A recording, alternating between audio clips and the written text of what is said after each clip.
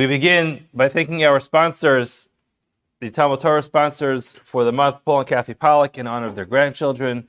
Should be zocheh to have a lot of nachas from all of them. The Daf Yomi shir is being sponsored in this chutz for refuah shlema for Yehuda Ben Michal, the son of Abraham and Akiva. He should have refuah shlema b'mhera b'karov. The week of learning is sponsored by Gail and Stanger. Mazel to Akiva, Leib Weinberg on his bar mitzvah from his Bubbie and his Safta. Mazel Akiva.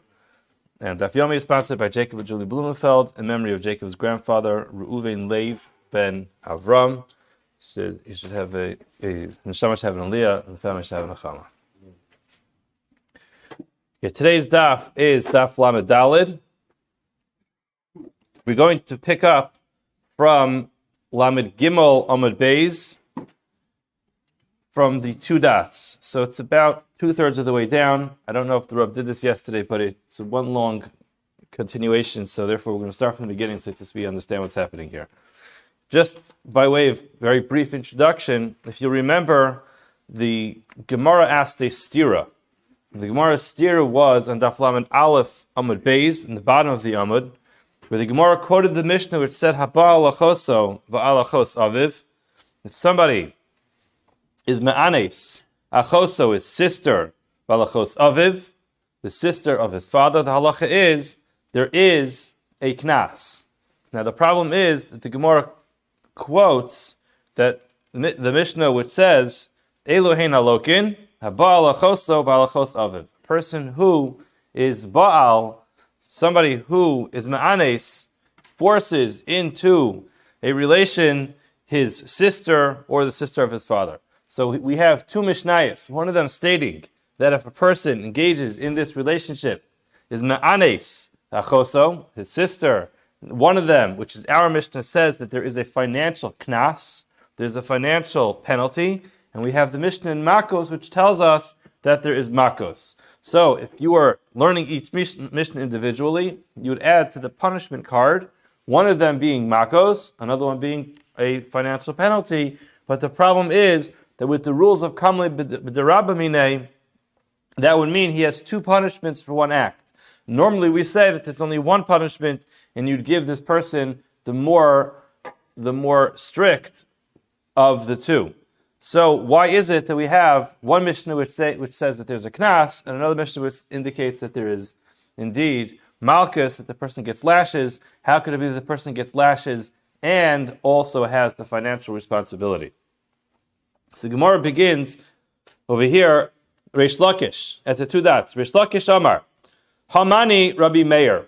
Who is the Tana? Who is the author of our Mishnah? Rabbi Meir he. Is Rabbi Meir to Amar Lokeh Umeshalim. Rabbi Meir indeed is of the opinion that a person can get lashes at the same time that they're going to sustain the financial responsibility of paying. In other words, he is not fazed by this idea of Kamli B'derabamine. He says, yes, it's possible for a person to be liable for two punishments, one of them being the punishment of lashes, another one being the financial responsibility that he has to pay to the Avia Naira.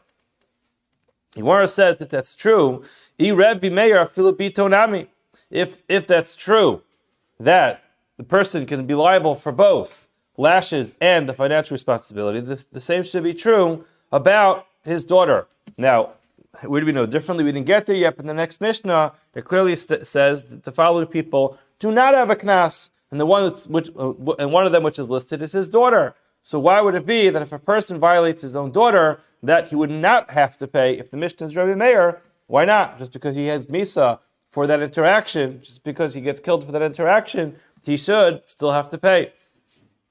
So the Gemara says, V'chi if you're going to try to suggest, Rabbi Meir Loka Mashalim Islay, Meis Mashalim Leslay, the reason is because although Rabbi Meir is of the opinion that a person can get two punishments, in other words, a person can get lashes, and at the same time, for the same action, be responsible financially, that's true only when it comes to lashes. When it comes to the death penalty, that would not be true.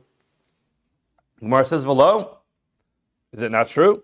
V'atanya, we have a brayse which says, Gonav, a person steals something, v'tavach b'Shabbos, and he slaughters it on Shabbos. So he has a problem of stealing, Stealing is a financial responsibility.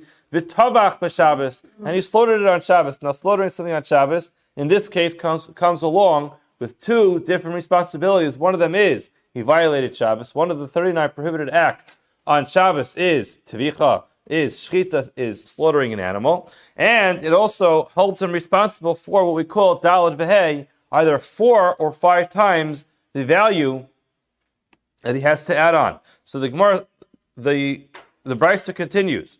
Ganav v'tavach lavodas kechavim. Another example is he didn't slaughter it on Shabbos, but he slaughtered it with intent for avodah zarah.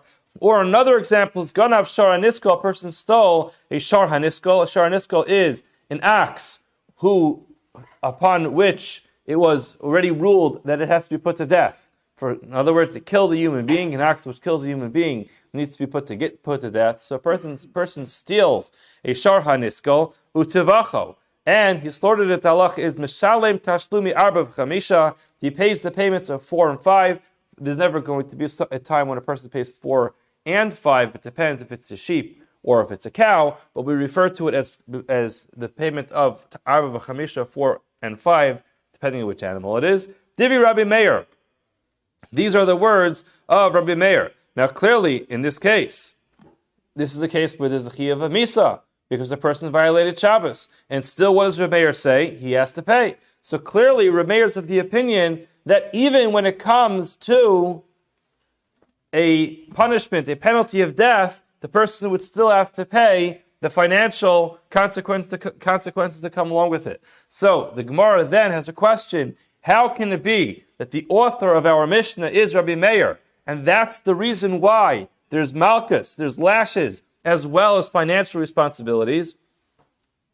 It can't be that it's Rabbi Meir, because if it was Rabbi Meir, then the second half of the Mishnah, which we're going to learn in a few days, is not going to be true, because the second half of the Mishnah, which says you're exempt from the financial responsibility when a person violates his own daughter, that shouldn't be true, because although the person is going to have the penalty of death, nevertheless, he should still be responsible financially.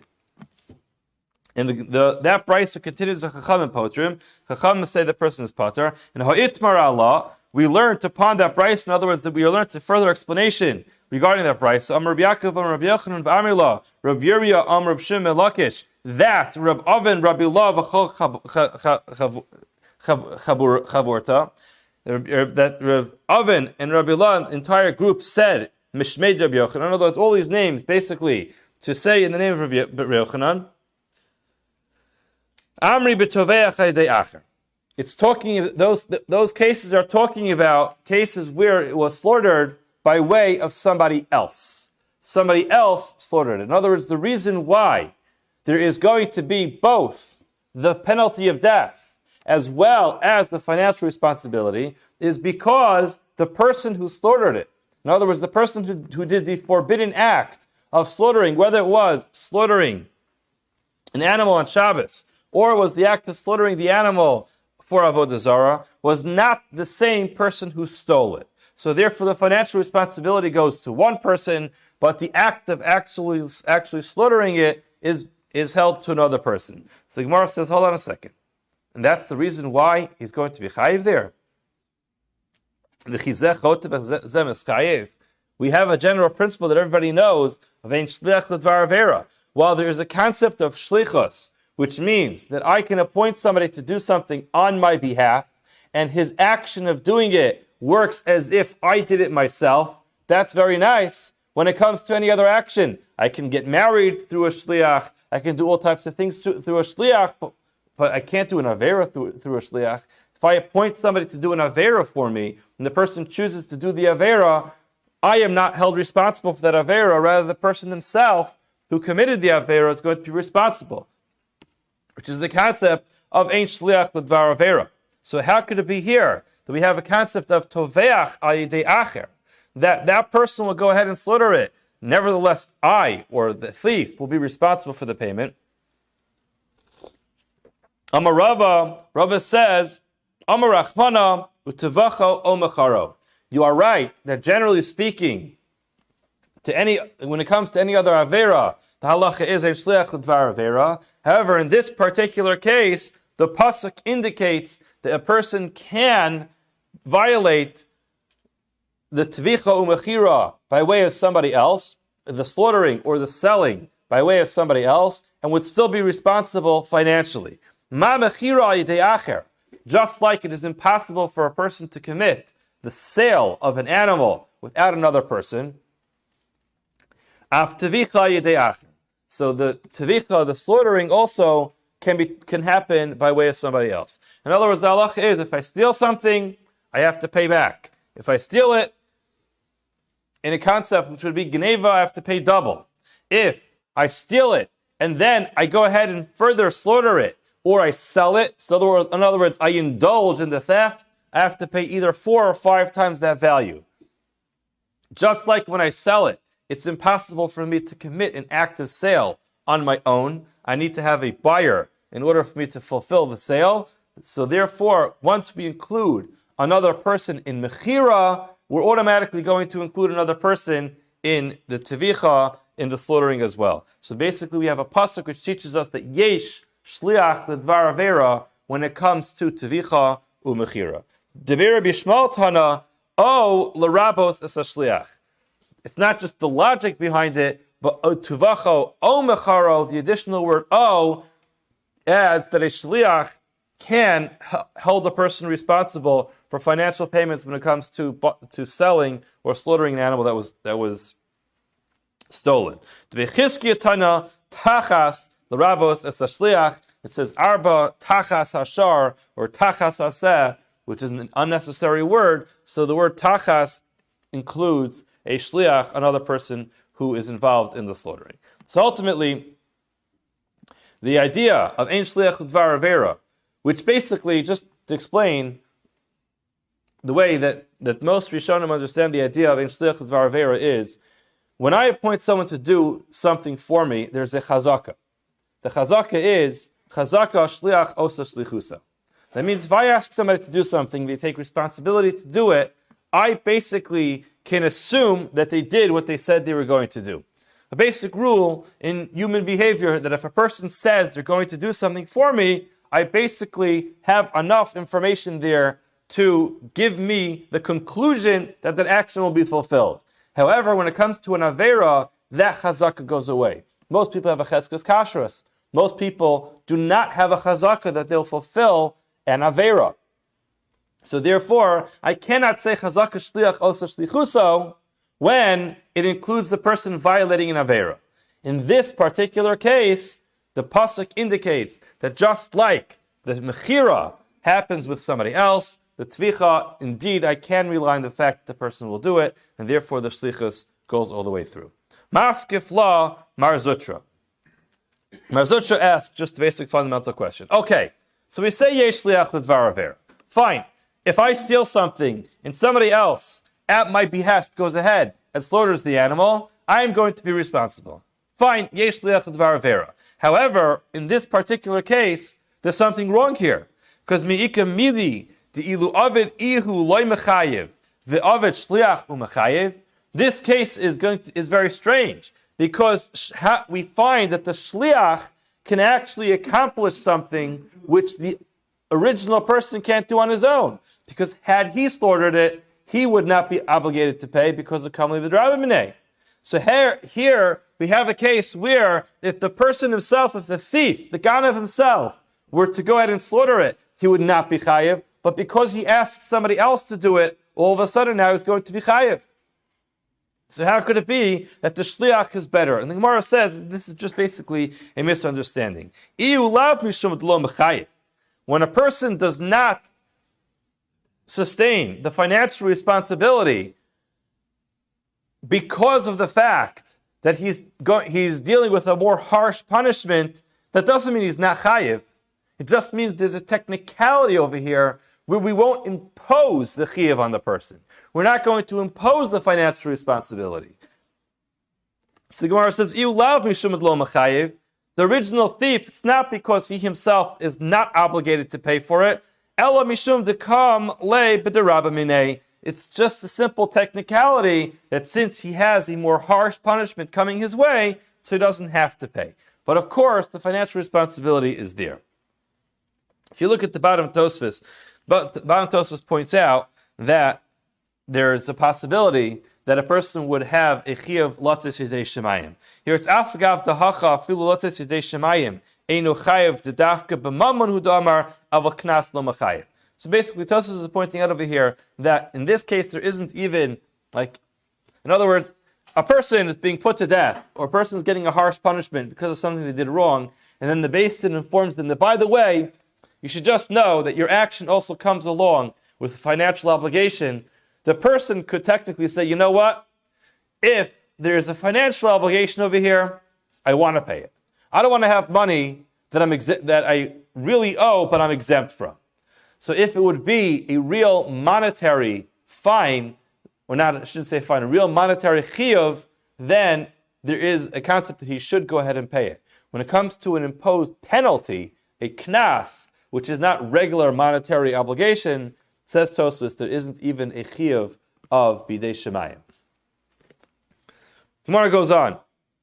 If it's true that we're talking about a case where a person had the animal slaughtered by way of somebody else, why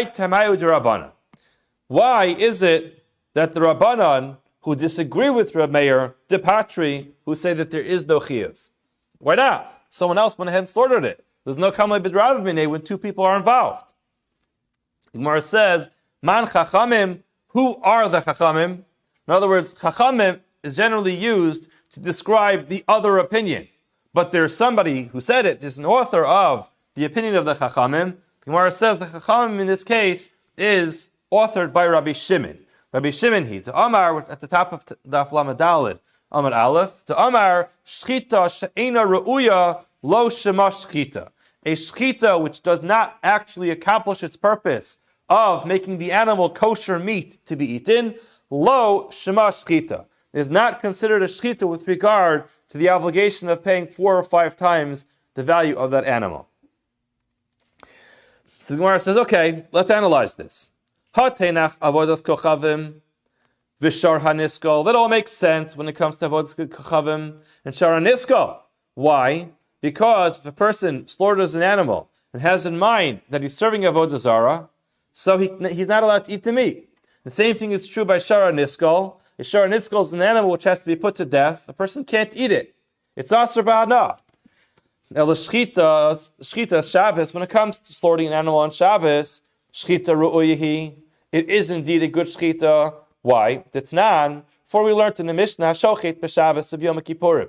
A person goes ahead and slaughters an animal. He shechts an animal on Shabbos or on Yom Kippur. The halacha is afal pi shemes chayiv b'nafsho. The Mishnah in Chulin teaches us, even though he's chayiv misa for violating Shabbos or Yom Kippur, shchitaso keshera, the animal is actually kosher. It's allowed to be eaten. So the Gemara says, you know what? You're right. If we were following that Mishnah, we'd have a problem. However, Savarla, Rabbi Yochanan Sandler, Shimon, in this case, he paskins like Rabbi Yochanan Sandler. Who's Rabbi Yochanan Sandler? The Tanya, for we learned in the Brisa. Hamavashel b'Shabbos. A person cooks on Shabbos. So now it's important to point out there's a fascinating sugya with regard to Hilchos Shabbos called Ma'aseh Shabbos, where we learn the halachas of the product of Chilul Shabbos, and these halachas are dealt with at the beginning of Siman Shin Yud Ches, which is the Siman which is famously known for all the halachas of Bishul. The first Sif Aleph in Siman Shin Yud Ches describes the halachas of somebody who violates Shabbos, and there's a product that comes out of that Chilul Shabbos, whether or not a person can benefit from it. Now the Ramah adds in Hamavashel o she'asa shar malachos. In other words, the Ramah says it's not limited to cooking. Well, this is indeed subject of a dispute amongst the Rishonim, whether it is specifically bishul, because bishul is unique. You take an item which is really unedible, and then you make it edible, and it really transforms the item. Lamaisa, according to the Ashkenazim, according to the Ramah, this halacha is true for all Malechas Shabbos, any violation of Shabbos. Hamavashel b'Shabbos, says the Brisa. B'shogeg, if a person does it unintentionally, the halacha is yochal. He's allowed to eat it. Now if you look at Rashi adds in some crucial information over here. B'shogeg yochal afilu bo bayom. You're allowed to even benefit from it even on Shabbos. B'mezid lo yochal, if a person cooked on Shabbos or did another malacha on Shabbos, b'mezid, intentionally, the halach is lo yochal, he cannot eat it. What does that mean? Let's look at Rashi, the first skinny line in Rashi. B'mezid lo yochal, who? The violator of Shabbos cannot eat it. When? Liola, forever. It is always forbidden for this person to eat it. Aval acherim Yisraelim ochlim. Other Jews are allowed to eat it. Tibi Rabbi Meir. That's the opinion of Rabbi Meir. Rabbi Yehuda Omer, Yehuda notches it up one level. B'shogeg, when a person violates Shabbos and cooks something, b'shogeg, unintentionally by mistake, what does that mean? That means he woke up, he forgot that it was Shabbos. Or he woke up and he knew it was Shabbos, but he had forgotten that it was forbidden to cook on Shabbos. The halacha is, yochab l'motzoi Shabbos. He's allowed to eat it on Motzoi Shabbos. Again, look at Rashi. Yochal hu l'motzoi Shabbos. He must wait till after Shabbos. V'lo bo bayom. He's not allowed to eat it during that day. Why?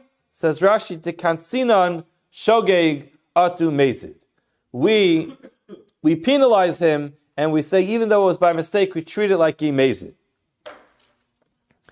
The mezid, if it was actually done on purpose, lo yochal alamis, he's not allowed to eat it forever.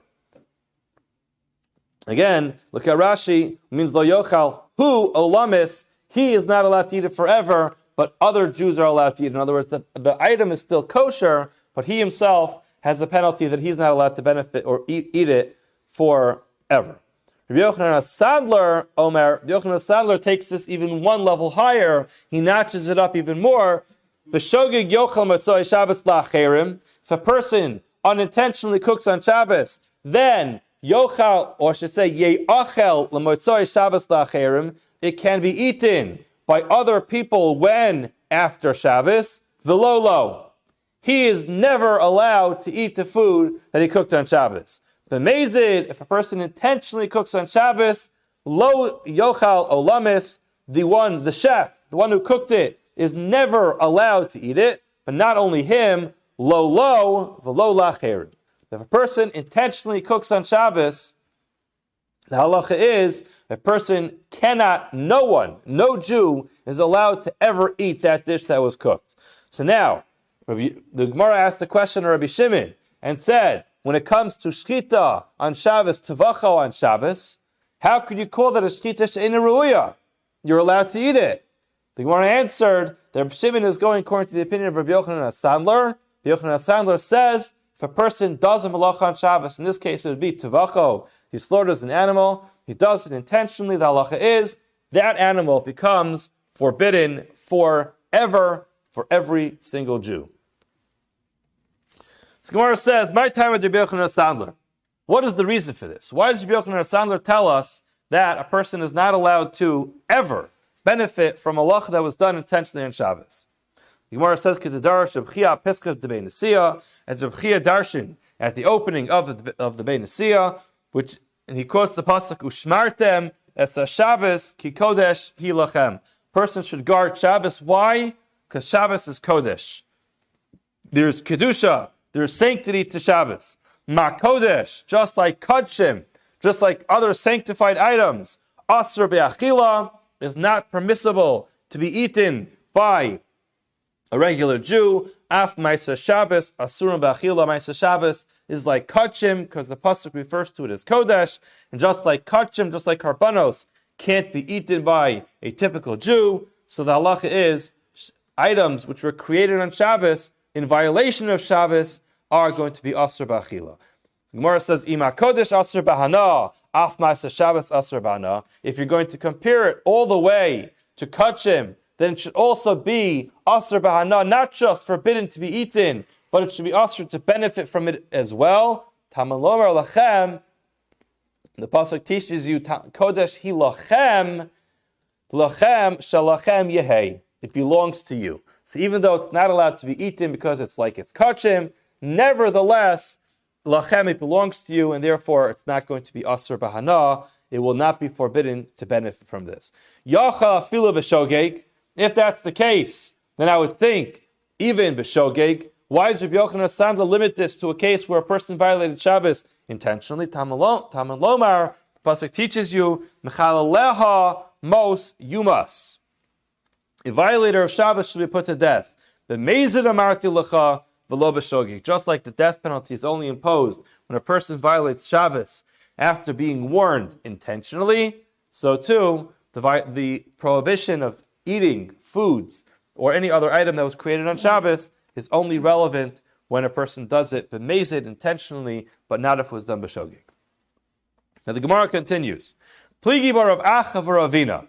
Rav Acha and Ravina got into a machlokes. Chad Omar Ma'aser Shabbos Doraisa.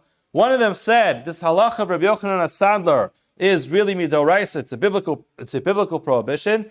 Chad Omar D'Rabbanan. The other one said that the halacha of Rabbi Yochanan Sandler, which says that the food can never be eaten, is asar midrabanan. Man Amar Doraisa Kedamaran. The one who says it's Doraisa, well, we already know what his pasuk is, which is Kodesh Yilachem. However, the one who says it's Drabanan, Man Dama Drabanan, Amar Kra Kodesh He, Shabbos is Kodesh. Kodesh He, referring to Shabbos. He Kodesh, Ve'ma'aseh Kodesh. So interestingly enough, he uses the exact same pasuk to tell us that the source which told us, which the other opinion said that it was midaraisa, actually is the exclusion. Kodesh He, Shabbos is Kodesh, but not things that were created on Shabbos. Now the Gemara goes on. According to the opinion that says the prohibition to benefit from foods that were cooked on Shabbos or any other malacha that created an item on Shabbos is Drabanan, my time out Drabanan de Patri. What is the reason for the Rabbanan who say that if someone goes ahead and slaughters an animal on Shabbos, they are pater? Ultimately, it's a shchita harauya. It's a fine shchita. So why are they pater?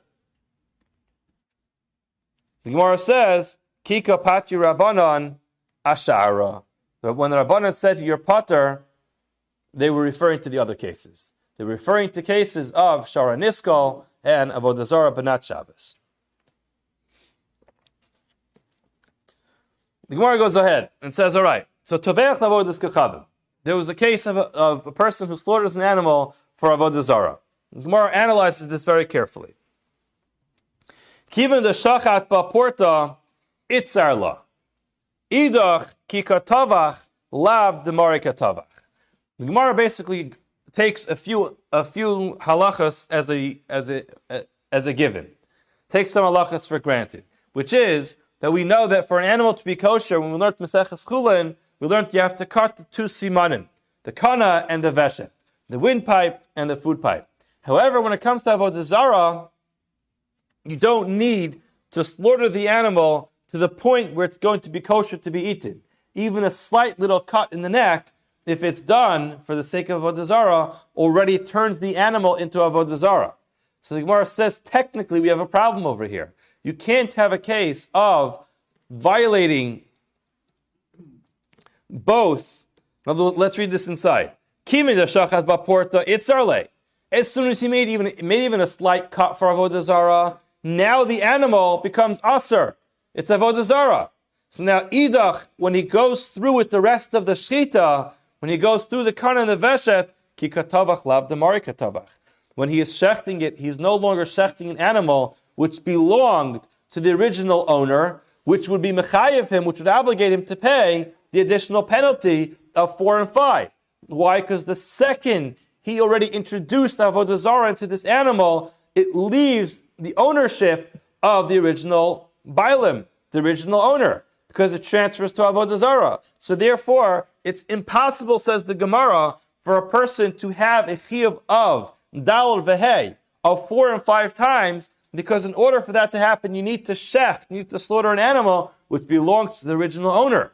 But once you violate the Yisr of Avodah Zarah with this animal, the animal is immediately pulled out of the ownership of the owner and made into Avodah Zarah. So when he finishes the shchita, he is not shechting an animal which belongs to the owner. He is shechting an animal which is avodah zarah. Amarava ba'omer b'gemar zvicha hu ovda. The Gemara says it must be talking about a case where he very clearly stipulated that the avodah zarah action that he is committing is only at the end of the shechita. Okay. The Gemara says Shara Niskal. Also, we have the same problem. Lavdi dehu the katavach. A Shara Niskal is an animal which doesn't belong to anybody, because once Beis Din issues the psak that this animal needs to be put to death because it killed a human being, it belongs to nobody. Nobody's allowed to benefit from the animal. So therefore, how could it be that when someone shechts a Shara Niskal, there would be any chiyuv of Dalad Vehei? Again, the chiyuv of Dalad Vehei, 4 or 5 times its value, is only relevant when I shecht an animal that belongs to somebody. If I shecht an animal that belongs to nobody, there's no chiyuv of 4 or 5 times its value. The Shara Niskal belongs to nobody because it has no value. Amaraba hacha b'mayaskinan. Here we must be referring to a case of kegon shemasru l'shomer, where the animal was given over to a shomer. The hizik beveis hashomer. While the guardian was watching this animal, it went out and killed a human being. V'nigmara dinei beveis hashomer. The Beis Din went ahead and issued the halachic ruling that the animal needs to be put to death while it was still under the guardianship of this shomer, this guardian. Now, v'gonvu ganav mibeis shomer. A lot of action happened over here. The person deposits his animal, his shar, his ox, with somebody who's going to guard it. Now he left town, and while he was gone, mayhem hit. Number one, the animal went out and killed somebody. Beis Din got a hold of this case. They issued a psak that this animal needs to be put to death. Now, after that happened, thieves come along and say, oh wow, this is a nice strong bull, let's go steal it. Now, unfortunately, they chose an animal which had no value to it. So now, the halacha, and then they went further, and they wanted to go ahead and slaughter it. So now, Rabbi Meir Savala Rabbi Yaakov, Vis Savala Rabbi Shimon. Rabbi Meir holds of 2 opinions, which we'll get to in just a second. Savala Rabbi Yaakov Damar Af Bish Nigmer Dino Chzir L'Shomer. He holds like Rabbi Yaakov that says that even after it had its final ruling, Chziru Shomer L'Bailov Muchzar, the Shomer can return it to the original owner. The Savala Rabbi Shimon Damar Gadavar Garum L'Mamon Kimamon Dami. He holds like Rabbi Shimon, who holds something which causes money is like money. Let's explain this. Shimon takes responsibility to guard Reuven's animal. Okay? Now, Shimon didn't do a very good job watching the animal. While he was watching it, it went out and killed somebody. So the ultimate dereliction of duty. He was supposed to be watching this animal. He does not do a good job, and the animal goes out and kills somebody. Now, the animal needs to be put to death. Now, Beis Din gets a hold of the animal and says, we're going to put this animal to death. It's on death row. Now, they set a date for the actual killing of the animal, and in the interim, the owner comes back, Reuven comes back and says, Shimon, remember that animal that I gave you to watch? And he says, yes, it's right here. Take it home. Okay, now, is that considered a good returning of the animal? I gave you an animal which is worth thousands of dollars to watch. When you're returning the animal to me, the animal has 0 value. It's going to be put to death. There's nothing you can do with the animal. Is the fact that I'm actually returning the physical animal enough, even though the animal holds no value? Says Rabbi Yaakov, Af mishenigmer dino hechziro shomer leba'alov muchzer. Even after the final psak is issued, that this animal needs to be put to death, if you return the animal to its owner, you have discharged your duty and you have returned the animal. If you look at Rashi, Chziru Shomer Labalov, it's 5 lines before it starts to get wide. The Amar Le, TORAH Ashalamtali, TORAH Ashalimas Lach. You gave me an animal, you gave me an ox, and I gave you back an ox. We're not talking about the value of the ox. We're not talking about the appreciation or the depreciation of its value. Here's the animal. You gave him the animal to watch. I'm returning the animal to you. Now, it happens to be the animal has zero value, but still, says Rabbi Yaakov, you have discharged your duty. What's the next din? The next din is davar garum l'mammon k'mammon dami. Davar garum l'mammon means that this thing actually does not hold monetary value, but it has the ability to cause monetary value. The classic case of this is if a person promises to give a karban, so he walks over to his animal and says, Harezu Ola. This animal should be an Ola. Now, if that animal is alive at the time that he wants to bring her for an Ola, he goes ahead and brings an animal. If the animal dies, now he's going to have to reimburse. It shouldn't say Harezu, Hare Alai Ola. He's going to have to take money to go buy another karban. He's going to have to go ahead and buy another karban. So that animal is considered davar garum l'mammon, because it will cause him a financial responsibility. Bringing the animal as a karban is gorem, that he does not have to pay money. Not bringing the animal as a karban is gorem, that he does have to pay money. In this case as well, returning the animal to the owner is gorem, that I don't have to pay you money. Not returning the animal to the owner is gorem, that I do have to pay you money. So, getting back to our case over here, the Shara Niskal has no value. Right? That was the Gemara's question. So, Lav Didei Hu Dekatavach. He's not shechting anything that belongs to him. Gemara says, yes, it is. Because this is a case where he's a shomer. Now, the shomer would be able to return this animal and discharge his duty to the original owner. Shimon could return this worthless animal to its owner and then not have to pay the owner for the value of the animal. So when the ganav, when the thief comes and steals it and then slaughters it, he is now taking something away from a shomer which would otherwise absolve him of his monetary obligation. So this is really the only value that a Shara Niskal has, is when it is in the possession of a guardian.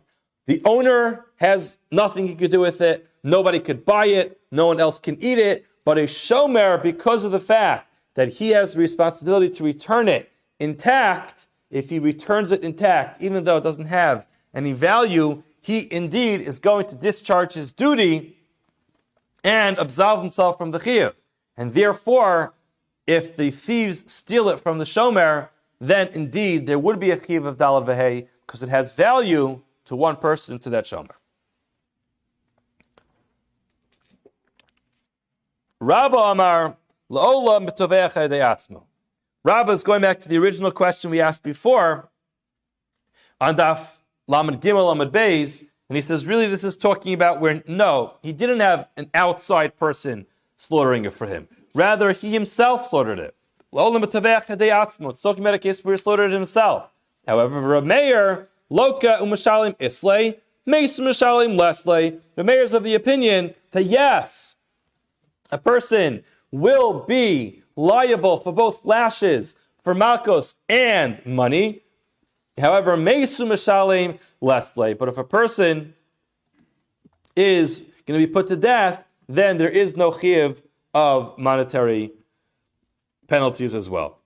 V'shani hani, these cases are different. Why? Techidishu shechid Torah b'knas. When it comes to knas, when it comes to penalties, afagav de mikdal mashalim, even though he's going to be put to death, mashalim. In other words, the Gemara is differentiating between a monetary chiyuv, which is considered mammon. Mammon is when I take something from you, and therefore I cause you a financial loss, so I must reimburse you for your loss. However, knas is a penalty beyond the loss that you had. So if I steal your animal and it's worth $1,000, then the principal of $1,000 is mammon.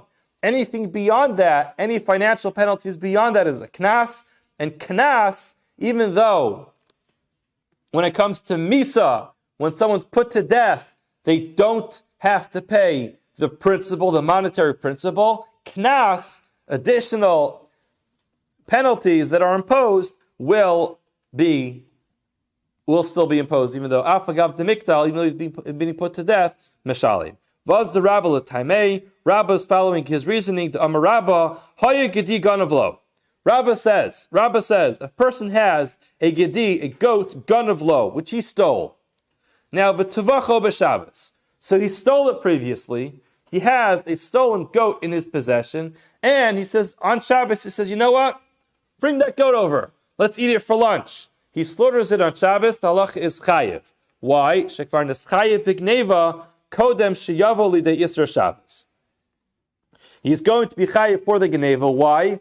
Because they're independent. The theft happened before Shabbos, and the slaughtering, the shechting happened on Shabbos. So therefore, he's chayiv for both. Shekvar neschayiv b'gneva kodem sheyavo lidei Isra Shabbos. The gneva took place. The theft took place before his violation of Shabbos took place. Ganav v'tovach b'Shabbos, if he did it all on Shabbos. He stole it on Shabbos, and he slaughtered it on Shabbos. Pater. Why? She'im ein geneva. If there's no geneva, ein tevicha ve'ein mechira. If there's no chiyuv of geneva, why? Because that's absolved by virtue of the fact that he's going to be put to death for his violation of Shabbos. If there's ein geneva, there's no chiyuv, if there's no chiyuv for the principle, ein vicha ve'ein mechir, there's no chiyuv for the additional penalty as well. V'amar Rabba says, haya gedi ganavlo, person has a goat which was stolen to him, in other words, he had stolen it previously, utivacha b'machteres, and he went ahead and slaughtered it in a machteres. What's machteres? It's a tunnel. A person is sneaking into someone else's house with intent to steal. It's called the Bubbie machteres. The halacha is that person's life has no value. Why?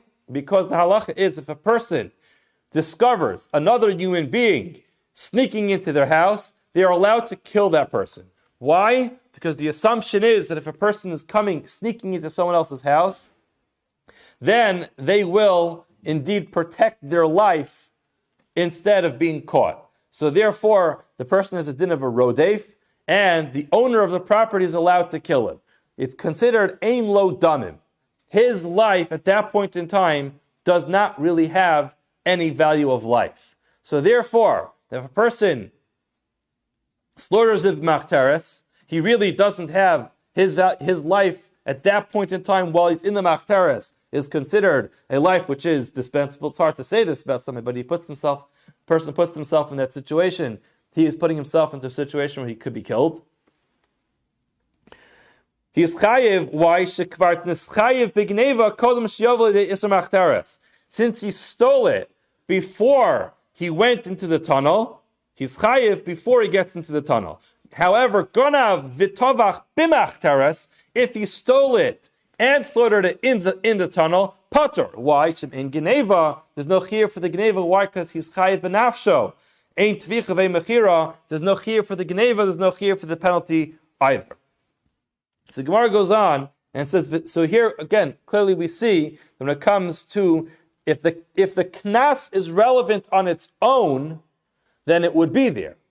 If the knas is not relevant because the initial principle is not going to be charged because of kamlei b'draba minei, that's the only time that the knas goes away. V'tzricha, we need both cases. In other words, we need the case of slaughtering on Shabbos and the case of slaughtering it in the machteres. Diyash min on Shabbos. If you would tell me only the case of Shabbos, I would say mishum de isura isur olam.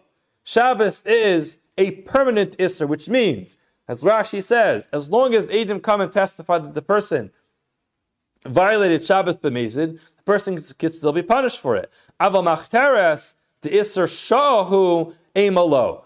The person is only chayiv misa while they are in the machteres. In other words, a person, if two Eidim come and say, we noticed that we can testify that that person snuck into a tunnel, into someone else's house, but now the person's out, the person's not chayiv misa.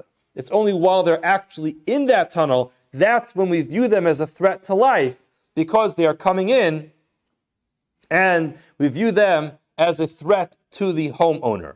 However, once they leave, they're no longer a threat, they're not chayiv b'nafsho. So therefore, I think that case is different. V'yash minun machteres. If I only told you the case of machteres, l'shum de machtarto zuhi hasra asa. There's no asra. You don't need to go warn the person when he's in the tunnel. Oh, by the way, you should know, if you're coming into my tunnel and you're threatening to kill me, I have the halachic ability to kill you. Person's in the tunnel, breaking into the house, you don't waste any time, you kill the person right then and there, because you know the person is coming out iskin nefashos, that he's coming to kill you. And again, these are very fascinating sugyas to learn. We're not going through this right now, but again, the halacha is, if it's a person that we know is not coming to kill somebody, like it's a relative, a father, of course in that case, a person is not allowed to kill them. But again, the general assumption is that the person is coming for nefashos. Aval Shabbos, the boy hasra, a person cannot be put to death for violation of Shabbos, unless there's hasra emalo, it's different, so therefore, tzricha, we need to have both cases. Okay, Amar of Papa. Haisa para genuvalo. Person has a stolen ox or cow in their possession. Utuvacha b'Shabbos. And he slaughtered it on Shabbos. Chayiv. He is chayiv. Why? Shekvar neschayiv b'gneva kodem sheyavolu de'isra Shabbos. The chayiv of gneva happened prior to his violation of Shabbos. Haisa para she'ula lo. If he borrowed the cow. Utavacha b'Shabbos, and he slaughtered it on Shabbos, pater. He's pater. So the Gemara says, Amar layer of Acha, Breda Rava, Ravashi. Ravacha, Breda Rava, the son of Rava, said to Ravashi, Papa, para aslash minan. Why is he telling us a second case? He just wanted to tell us the halacha is the same when it comes to a cow. We spoke about the case of a gedi. So he had to reiterate the case and repeat the case just because it's a cow. What's the difference? Gemara says, Amalei Rav Papa She'ula Asa Ashmeina.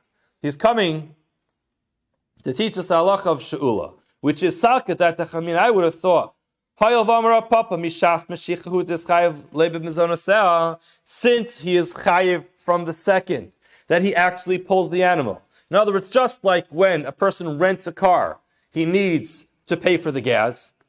In other words, he can't go back. In other words, if a person borrows a car, he has to pay for the gas. So the same thing is true. A person borrows an animal, he has to pay to feed the animal. So since at the time that he actually took it, he pulled the animal, he has some monetary chiyuv, is a monetary ownership over this, that he has the obligation to feed it. So hachanami mishas she'ela es chayev b'ontzea, I would have thought that he's chayev for the onsin that happened to the animal right away from the time that he takes it. Kamashmon, that that's not the case, that indeed there would be a separate chiyuv for later.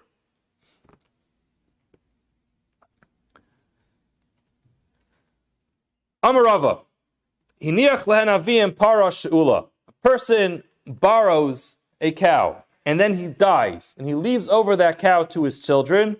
Mishtamshim ba kol yamei she'elasa. They're allowed to use that cow as long during the duration of that loan. Mesa, if the animal dies, ein chayavin be'onsa. The children are not chayiv for unpreventable circumstances. In other words, they have the ability to use it because their father borrowed it, but they were not the borrowers of it, and therefore they don't have the obligation to pay if the animal is damaged. Now, the next case, Kesuvurin shalavianhi, they thought the animal belongs to their father, utuvachua v'achlua, and they went ahead and slaughtered it and ate it. Mishalmin demei basar bezul.